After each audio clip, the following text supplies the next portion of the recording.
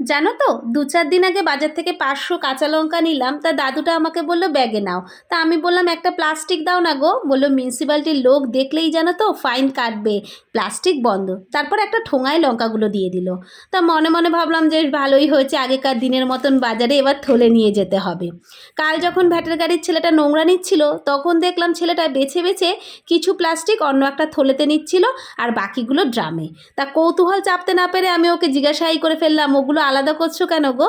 বললো ওগুলো বিক্রি হয়, আর এইগুলো যে নানান রঙের প্লাস্টিক, এগুলো বিক্রি হবে না, এগুলো ধাপার স্তূপে চলে যাবে। সঙ্গে সঙ্গেই বুঝে গেলাম যে যেগুলো বিক্রি হবে সেগুলো রিসাইকেলিং, আর যেগুলো বিক্রি হচ্ছে না সেগুলো ধাপার স্তূপের আকার বাড়াবে আর আমাদের পরিবেশ দূষণ করবে।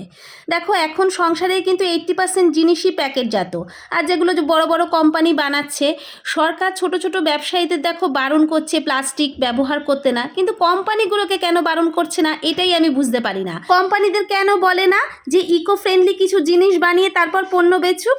অনেক চিন্তা ভাবনা করে এটাই বুঝলাম কি জানো, আমরা নরম মাটিতে মাড়াতে পারি ভালো।